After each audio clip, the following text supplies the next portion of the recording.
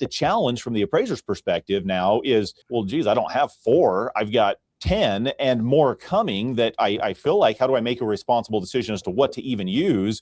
There will not be 25 successful businesses selling appraisal software to 40,000 appraisers. So learning 2 things simultaneously is, particularly challenging, but the only way to do it is, jump in head first. Where it could be faster to get 3.6 appraisal orders done than what we've experienced over the last 20 to 25 years in 2.6.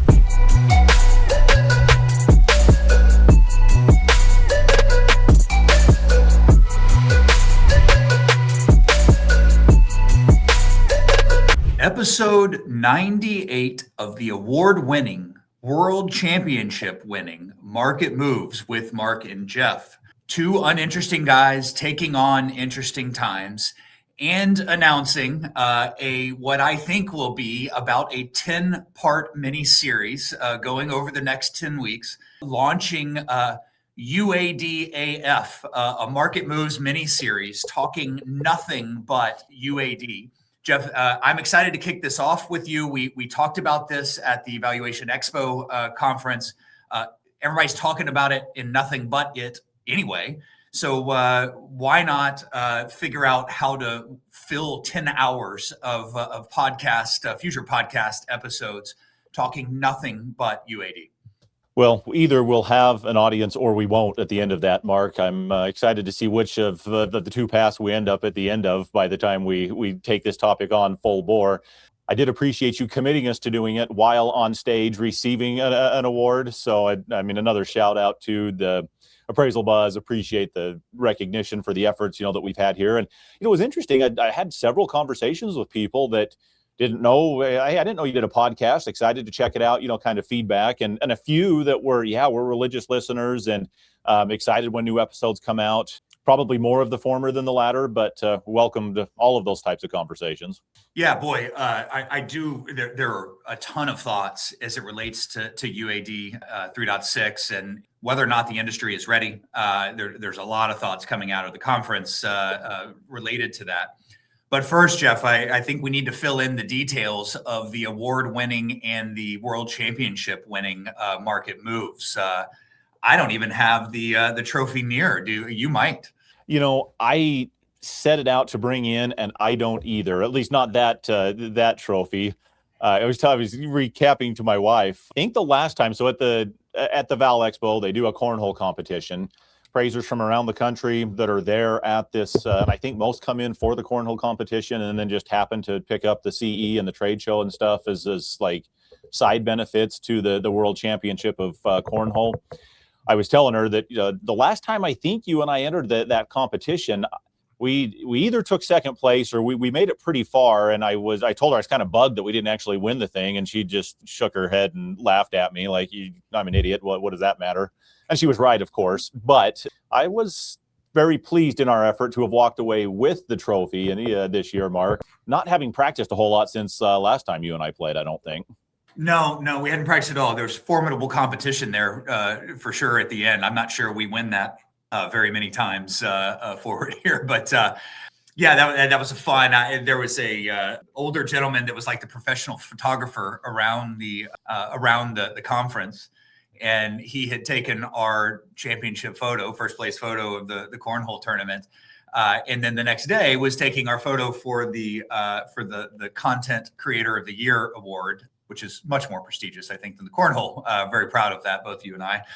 But he had made this little funny comment, which was, "Man, is there nothing you guys can't do?" And I don't know why that made me laugh so much, but winner of the most obscure awards, Jeff. That's what we do, and but it was a blast, all of that. So a lot of fun. Yeah, my thought was that maybe the only 2 things we have been able to pull off so far is an obscure cornhole competition and content creator. But yeah, he was delightful.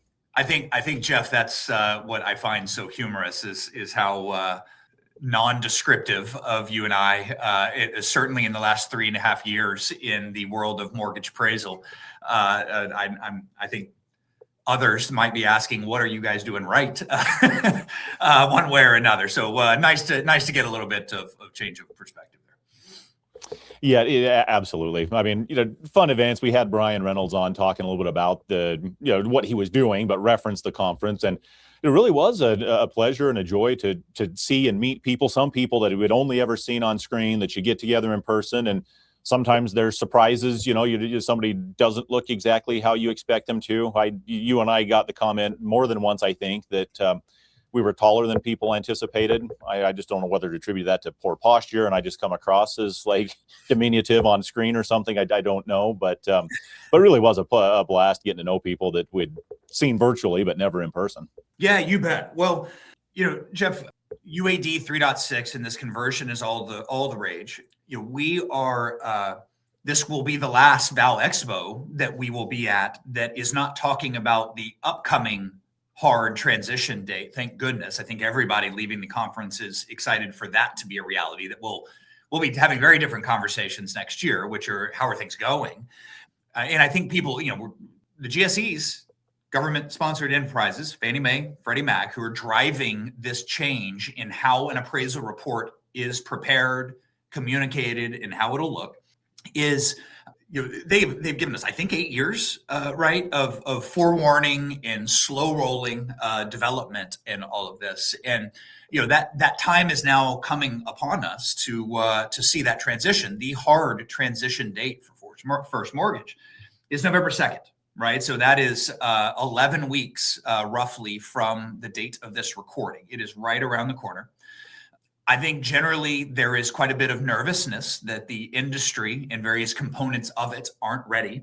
And that, a little bit of a concern that we may come to some sort of a stalling of the housing market and the financing of it if this doesn't roll off right. But as it relates to appraisers, we'll be talking about all those different components over the next 10 weeks as we sit here. But there will be a focus on appraisers and what we should be doing to get ready, what we need to know to make good decisions in our preparation. It's analysis of softwares to use, how the scope of our work on each assignment might change or might not change. And there's a lot of staring into the face of change on something, Jeff, that we have done for 25 straight years. And really even the changes 25 years ago that came weren't drastic in the way that these are, in my mind. This is a wholesale change. And so we as appraisers have been doing this forever. And we are titling this mini series UAD AF for those that don't know and maybe don't have kids and see these the vernacular. AF stands for as a four-letter word, cuss word starting with F, right? And so it is just all in and all things, right? And there's an intended bit of humor here for a lot of reasons. One, hopefully we'll get a little bit of attention from folks. I think everybody would like to get appraisers' attention, the 50,000 appraisers out there that only partially are paying attention to this.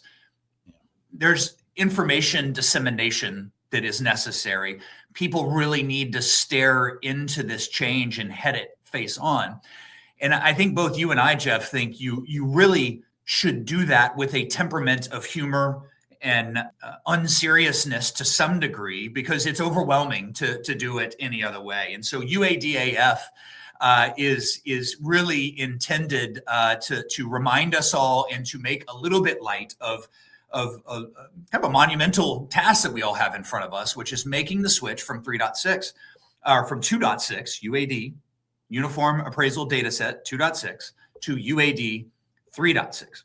So it's a mouthful there, Jeff. A lot of setting up, which I think a lot of this episode will be. But just wanted to set the table there. What are your thoughts?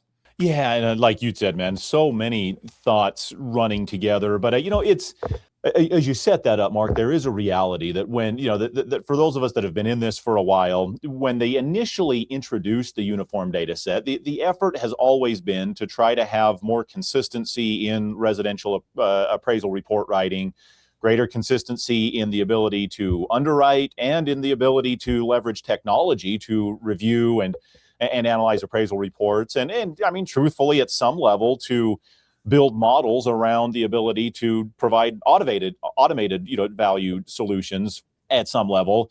I take a little bit of heart. I hope it's not misplaced. I don't think that it is, in them wanting to and building a system around ingesting a steady flow of appraisal data. Now, I mean, anything could happen and change in the future, but I don't think that's just a way to work appraisers out of the equation altogether. I really don't believe that, even in spite of some of the modernization and different approaches to, what was just a full appraisal drive-by or nothing, of, kind of days past. But when the first UAD, what we now refer to as 2.6, was introduced, there was a learning curve. Appraisers didn't want to do it. Eventually, it came. You had to do it, and you adapted. And it wasn't terrible, although it wasn't super easy on the first one or two that you did. But one of the real differences that I'm seeing, and we'll certainly dive into this, is there's not only a wholesale change in the way that the report looks, but there was not this monumental shift in software and available options entering the market with that initial change. And so, we look up today, and I think we heard, stats, and I haven't verified these, but from, what I can tell anecdotally, I think they're probably directionally accurate, of somewhere around 10 verified appraisal software report writers from the GSEs, Fannie and Freddie. And I was hearing numbers of 10 or 12 more in the works or in the process right now trying to get there. The legacy appraisal report writers in the initial UAD introduction didn't really change. There weren't a whole bunch of new entrants onto the field, that they just kind of, added the formatting to the form they're already used to using, and people learned how to do it, and on you went. You added a Q rating for the quality of the property, or a C rating for its condition or something, but there wasn't a wholesale change in the way that the report looked, in many ways in the way that you interacted with the software, or anything like that. But today, it's that's not the case. It really is a wholesale change as you described it. It is. So, Jeff, I think in order of usage or market, there were 4 report writers, right? Total being the biggest. I understand somewhere around 60% of the marketplace. ACI as the second largest. I don't remember, maybe in the 20-25% range. And then Bradford with ClickForms, and then SFRAP with Appraise-It. So in order, those were the ones. And I may be forgetting one, but I'm not sure I am. Does any come to mind for you, Jeff? Those are the primary ones that I can think of. I think there may be others that were even less adopted or in specialty uses or something. But yeah, those were the big 4 for sure.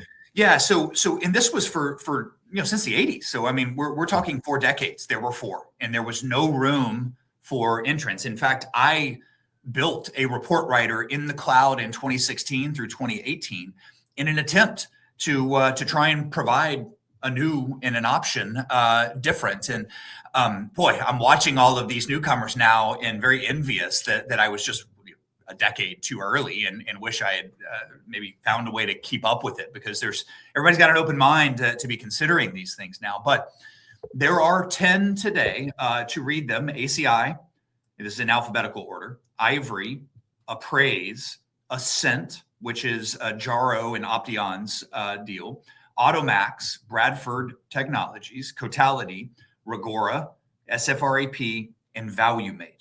So the 4 incumbents are there. As I read it, Bradford is the only one that has attempted to do something vastly different than what they offered in their legacy software. I think ACI, Total, and SFRAP have really tried to make the experience pretty darn similar to what it was before. And then you've got these 6 newcomers so far that are thinking boldly about how it could be different. Whether that works or not, time will tell. And then there are 10 to 12 more coming. What's interesting to me, well, before I say what's interesting to me, Jeff, any thoughts on that synopsis there of where we are in the appraisal software landscape? A lot of things interesting to me as well, Mark, but I appreciate you summarizing the ones that are currently verified, and with that many more again in various stages of the process of trying to get there. I really feel for the legacy providers that have been handed this task of recreate your software in one way or another. And I think you laid it out well. 3 of the 4 have said, hey, we want this experience to be as familiar and similar to what you're already used to doing as possible in spite of this wholesale change. And so that's been the approach for Total, for ACI, and SFREP. Bradford has just said, hey, if we've got to do this, it's going to be a ground up redesign. So it's a different experience. And it just, and all of that is really just to maintain a position in the field of, continuing to be a competitor. It's interesting, it's insightful to see what some of these new entrants are doing in terms of just a reimagine from the ground up. How should this operate? And I see a lot of this, Mark, really coming to fruition with the intersection of a lot of what we talk about in the common topics here of technology and artificial intelligence. There's just a whole gamut of what's available now to build these softwares in the first place that wasn't available when you were going through your effort in 2016. But it also creates an interesting opportunity and challenge, both for the newcomers as well as for the incumbents, to say, all right, how do we leverage that technology in the day-to-day production, in the software and the report writing itself? And I think the challenging position that the incumbents have been in is that they've had to get something that works and is viable, and haven't been able to pursue some of the other projects. I know, they've told me that they wanted to be pursuing, but had to drop, in that way, Jeff, none of the report writers, the legacy, the 4, have told me this.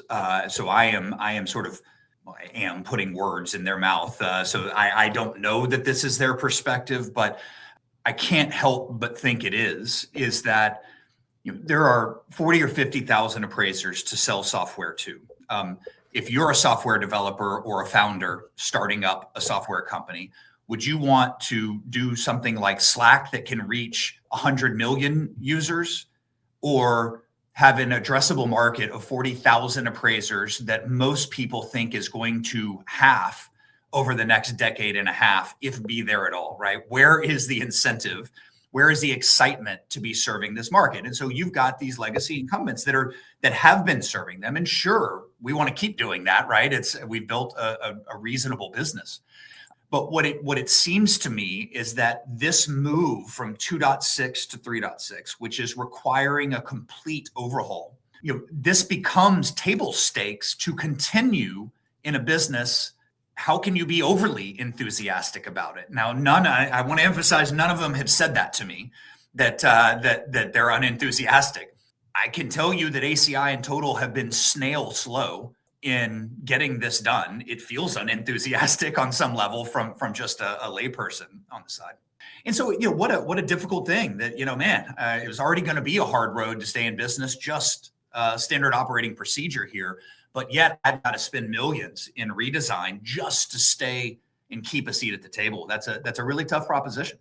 It really is. And I if I put myself in their shoes, I feel for them in that hurdle that's mandatory if you want to even stay in the game at all. When I put myself in the shoes of the appraiser, there are benefits. There are a lot more options. I think the competition is going to, in the long run, right now everybody's just laying out their pricing, but I think the competition is going to help keep pricing in check at some level. But there's opportunities for innovation and injecting new technologies for a lift and a boost and help. But the challenge from the appraiser's perspective now is, well, geez, I don't have 4, I've got 10 and more coming that I feel like, how do I make a responsible decision as to what to even use without knowing each of these reasonably well? And so there's definitely a lot of opportunity. There are some benefits, I think, to new ideas, new offerings, and just plenty of competition for, from the appraiser's perspective. But it creates a real challenge with having to make a decision in a short time frame, with everybody trying to polish and refine and get the software better than it is today, because all of them that I've seen still seem to have some, just working out of bugs, as you would expect in something that's been a massive rewrite or a ground up design. Yeah, boy, it is. You look around in this conference, and it's great for an appraiser's perspective, having these choices out there and having a lot of young folks that have found incentive or motivation to try and build a report writer and find users and find a business in this change. And it is certainly an opportunity. 3.6 is that where new entrants can be considered where they were not before, right? So, it's created that, and there's obviously we're in and around AI all over artificial intelligence, and it's got the ability to impact our business as well as everyone's, right? It should be impacting how we all do business. And to date, it's really only, it's like maybe third-party stuff or stuff outside the forms. And then you kind of will build or add in whatever you did outside the forms into the forms, right? That's been the only way to really try and take advantage of AI. And so that's changed here with folks bringing new platforms that are incorporating AI from the jump. So I think that's really good. And we'll see where this can go. And we're talking 20 to 25 report writers. I can tell you this, that there will not be 25 successful businesses selling appraisal software to 40,000 appraisers. I'm fairly certain that that's the case. There's just not enough appraisers to support the amount of software engineers, the troubleshooting, the keeping up with updates, all of that. There's not enough customers out there. So it's interesting, but I do think, Jeff, that it's a statement to a sign of the times, and these coding agents' inability to write code and spin up software. You and I have spent 2 years talking about whether it's Anthropics or Codex at ChatGPT or Grok Build or whatever it is.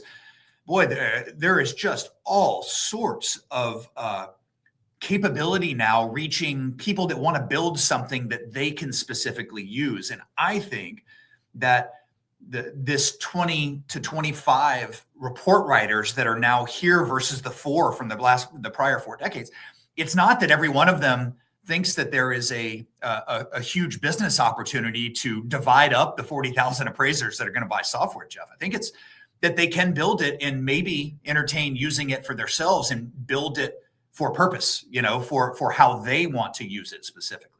Yeah, I think that's exactly right. And I don't wish ill on anybody, but my analysis mirrors what you're saying, though, Mark. I mean, I just don't see that there aren't those that fall by the wayside, even those that have good ideas and maybe even have good execution and that sort of thing. And, I haven't seen behind the curtains with most of them. I do get the sense that some have taken a very different approach in terms of from an engineering and a foundational approach to building the software versus a vibe coding or hey, I think these would be cool features. I'm going to, figure out how to get them thrown together as quickly as possible without maybe, anticipating downstream effects. And again, I haven't seen firsthand what that is, but as I hear the description of what's being done, how people are going about, building and bringing these on, I kind of get that sense a little bit that there's definitely a different approach, not just to what does the user interface look like for the appraiser, but what is the back end and what does the structure of the software, even look like as well. And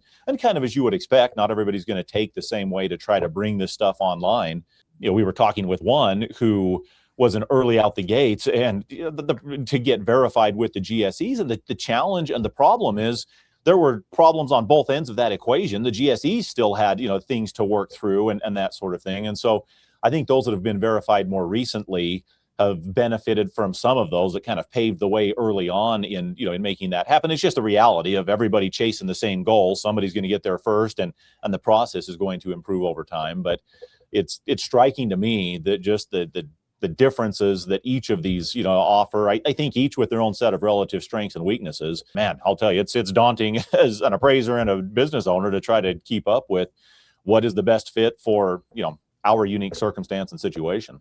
3.6 is the culmination of these big audacious goals from Fannie and Freddie and et al. to rewrite and modernize where they think things need to go, right? And it has put enormous pressure. And I think probably in the end, I don't know if they would say that or not, but probably asked more than is reasonable of the software providers on some level, even with 8 years of forewarning, as information drips or develops along, and I think part of that equation is, do all these guys have incentive? Is the addressable market big enough to justify all the development that's required in these changes? It's going to shake out how it's going to shake out. And I do think, to me, it is a reminder of how hard business is in today's environment. It is, as you have said, it is here for the taking for the nimble.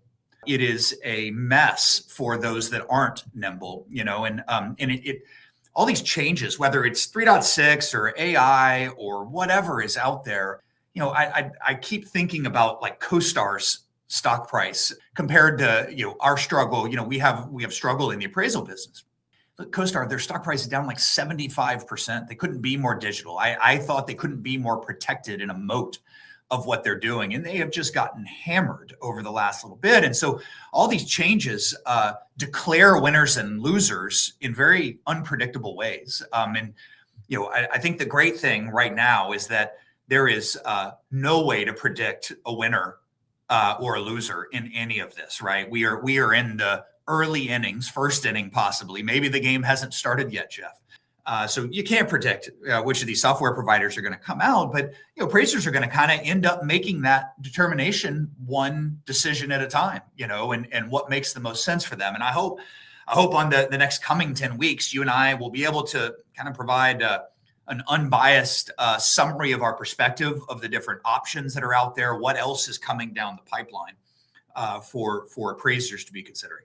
Yeah, there's just so much information to try to digest that I really liked the idea when you suggested it initially, and even the title that we will have a little bit of fun with, this UAD AF miniseries that we're taking on, because there are a lot of moving parts and implications. Anything from how familiar does the software feel to what does it cost to what are the implications in the field and collecting data there versus what I'm used to already, and just so many things. You were talking about predictions. The one prediction I wish that I could make on Kalshi is, how firm and set this mandatory deadline of November 2nd turns out to be. I'm saying that mostly to have fun with it, but it would be interesting to leverage the wisdom of the crowds in that regard.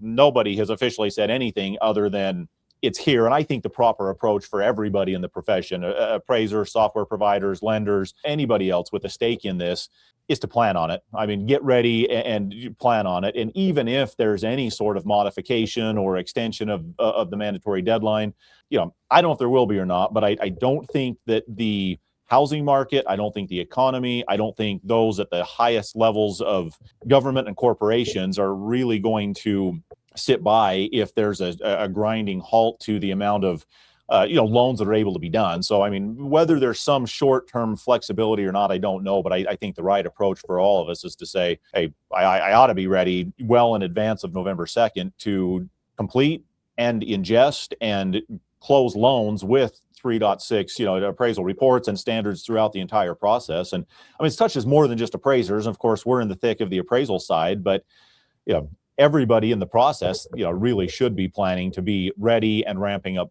production now. I mean, immediately.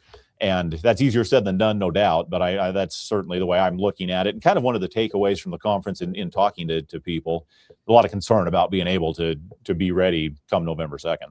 Jeff, this transition is a big deal for Fannie and Freddie, a huge deal. And for it to roll out well is important. And I am sure that they are. In fact, you could hear their words. They are nervous in certain elements of the space, and maybe all elements of the space. They are nervous about the readiness of everybody. And my suspicion is that if you and I on this podcast were to opine that November 2nd is not going to be the date and that they will extend, that we might get a phone call or a reach out from them saying, please don't mislead the public. We have never said anything about extension at all. And I don't want you guys who have a small platform to be preparing people for something different than what we've said one way or another.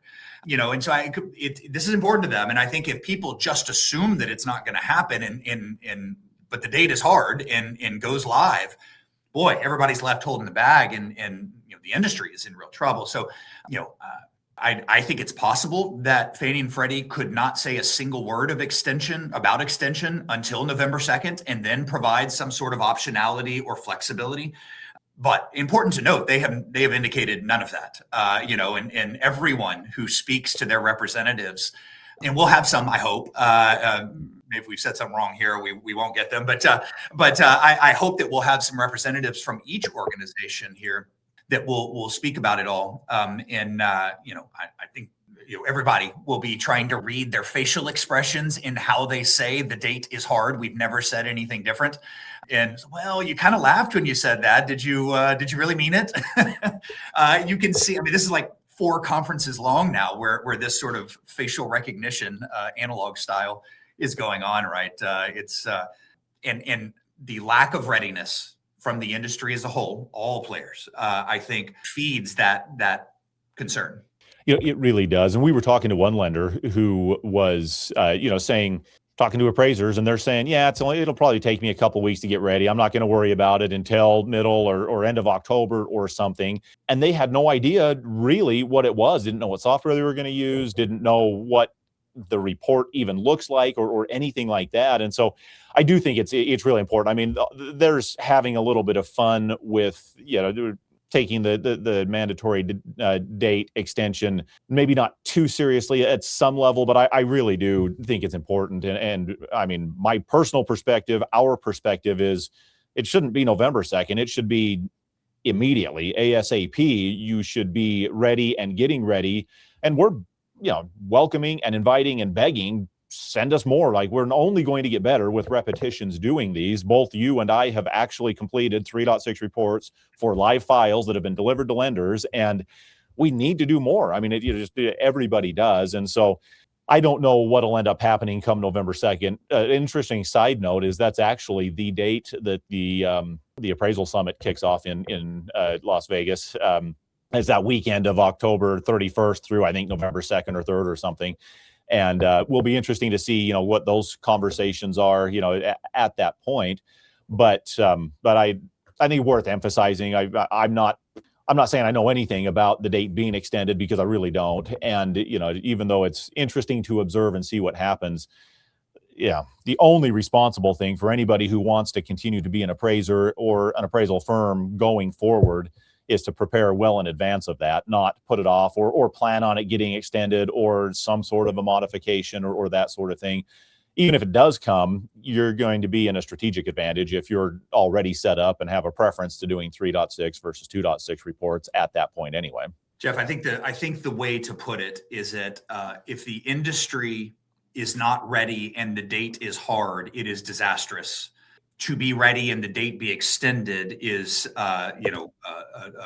preparedness. You are just ready from wherever it's coming. It is going to happen, and it is just a mess, industry wide from all perspectives.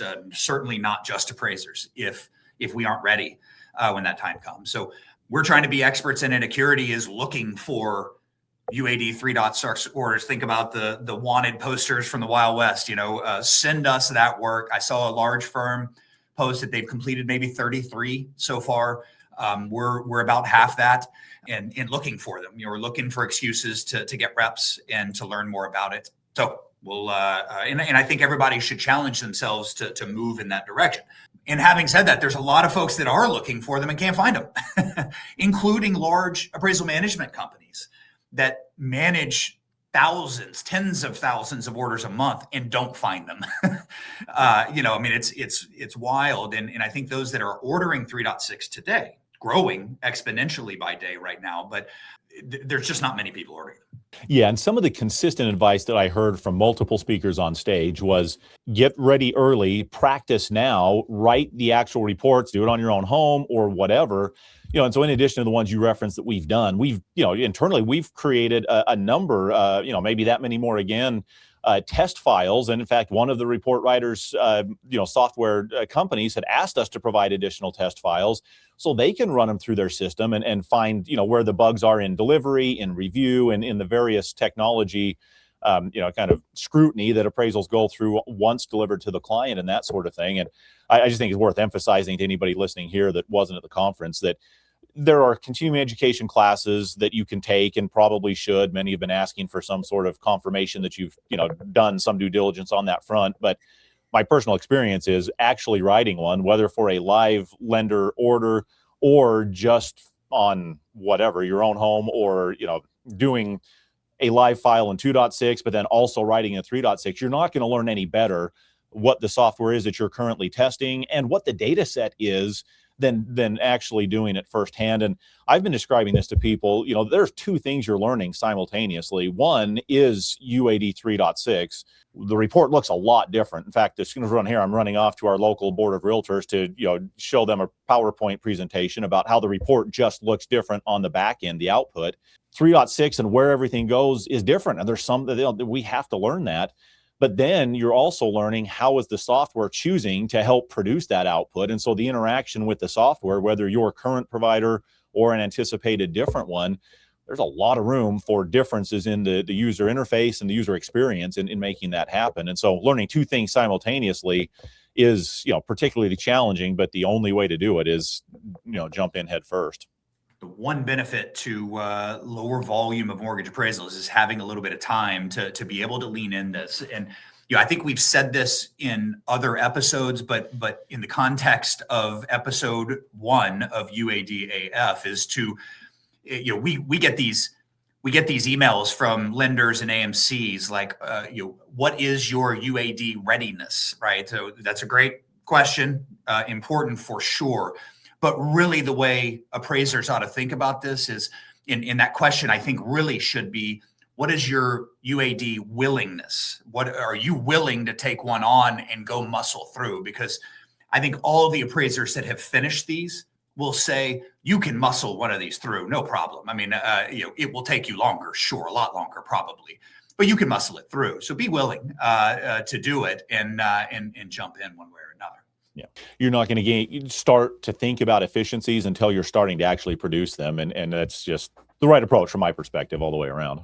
Jeff, you're humbly bragging about your expertise on the matter and going to speak to a broker office about UAD 3.6. As soon as we're done recording here, will be revisiting a house where I screwed up the measurement on a software that I'm testing out right now. So I've got to go remeasure as part of that. But this is the willingness, like be willing to look dumb, have your ego hurt, have to call back the property owner, sadly. They were very understanding, by the way.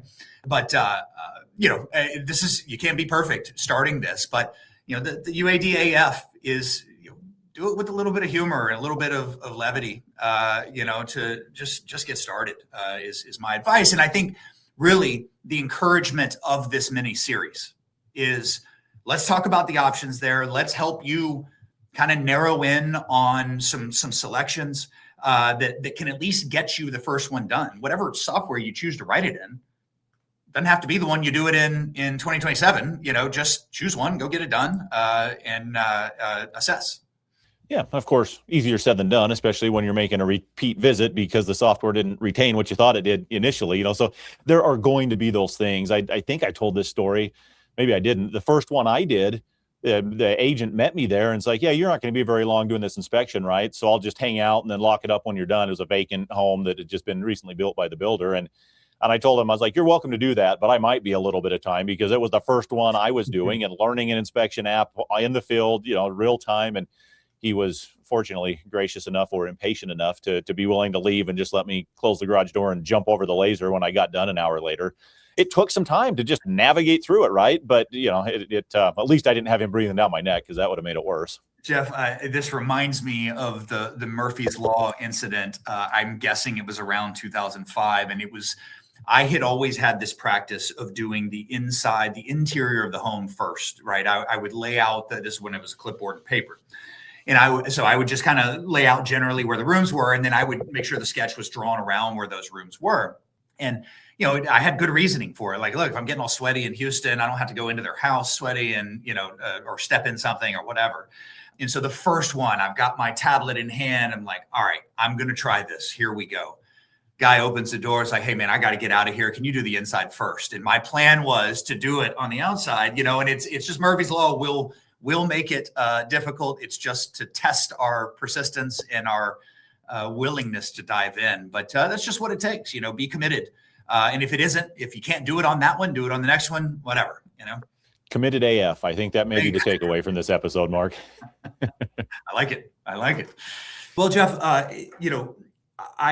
there was a clear message from the GSEs that I think that appraisers that weren't able to attend the conference, and it was, hey, if the software you are using presently is not ready, don't take that as a sign that you don't need to be ready yet. They were unequivocal in their guidance, the GSEs, go get ready and get reps now. And I think there's a little concern, if I read between the lines, that you know, the authority is the software that you're most familiar with.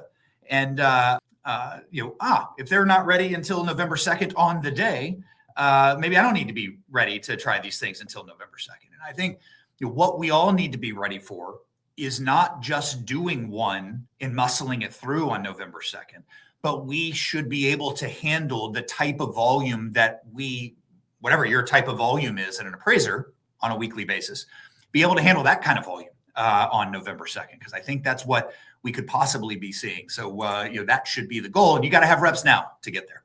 Amen to that. I think you framed it well in a conversation in a different setting, that your goal should be to prefer to do 3.6 at some point before the mandate than the 2.6. And that's a big hill to climb, but I think you'll look back and be glad that you take that on as the goal and the outlook leading into this, rather than saying, I'll figure it out when I absolutely have to, because it's going to lead to problems, at the micro level and potentially the macro level, if not.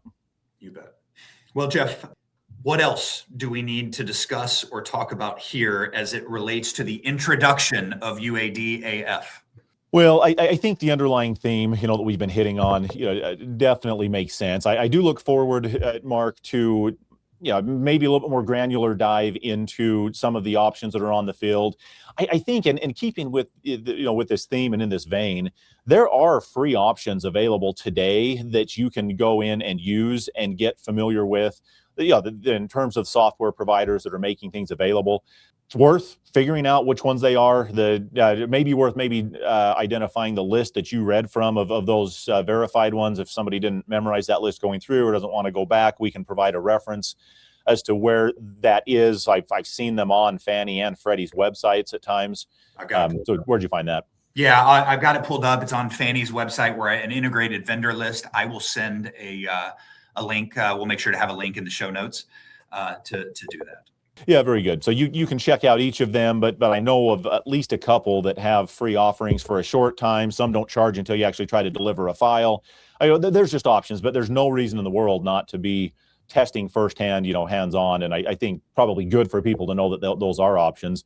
Whatever you're using today, if it's one of the 4 legacy providers, they have a 3.6 solution. Learn that, but worth learning everything that's out there, and not all of them require some 1-year commitment to test and learn and get familiar with it before you try it the first time. Well, Jeff, I have one final thought. You may have to cover me for the arrows that I could take in this, and I am only saying that it is a possible outcome. I am not here to say it is my perspective or my experience so far, but the industry for the last 24 months has been consumed with the extra amount of work it takes to get these things done. I do see a possible pathway where it could be faster to get 3.6 appraisal orders done than what we've experienced over the last 20 to 25 years in 2.6. And, for those considering leaving the industry because of this, I am just here to say that it's not the only outcome, that it will just take 30, 40, 100% longer for the same fee that we're used to. So we'll be exploring that in UAD AF and in this mini series here, and trying to understand deeply what the opportunities are. There's always opportunity in change, always. And for those that want to take advantage and be open-minded, who knows what those opportunities look like? But diving in being among the willing is, I think, the best way to be. Couldn't say it any better. Totally agree. There will be opportunities to probably take some arrows based on the analysis that that we offer that's out there. But I think our commitment is to try to provide the deepest and the best analysis of the conditions on the field as they exist today and where it seems that they're going down the road. And totally agree, Mark. There's opportunity and change. You can certainly be afraid of it or run from it, but I think there are some some exciting opportunities to not have to do things the way that we have always done them, but still do them in a responsible way and in a way that is, a way that you feel good about, that's professional, and maybe even elevates the level of professionalism that that has been in the profession at some point. So, look forward to diving in deeper for sure. If you're an appraiser that has done 10 or more of these, reach out to us. We'd love to have you on the podcast and talk about your experience. Fannie, Freddie Associates, we're coming for you to request interviews. Software providers would love to talk where appropriate and have you on. So, we'll look at all things here. I can't even imagine, Jeff, what content we're going to come up with for 10 freaking hours of UAD AF. But like our original Perea series, I'm fairly certain we can fill the content. I think so. And I do hope it's a valuable resource for, certainly for those in the thick of the appraisal process, but for those that want to understand what this means and the implications, outside of or in addition to appraisers as well. We'll see. We'll see how good we do, Mark, but I think we're up for the challenge. A big thank you to Appraisal Buzz for the Content of the Year award. Real honor for Jeff and I, and we appreciate it. So, there it is. There, the beautiful, look like freshly cleaned too, Jeff. Well done. I was polishing it on my way in today. Awesome. Well, until next time, Jeff, part 2 of UAD AF. See you then. See you then.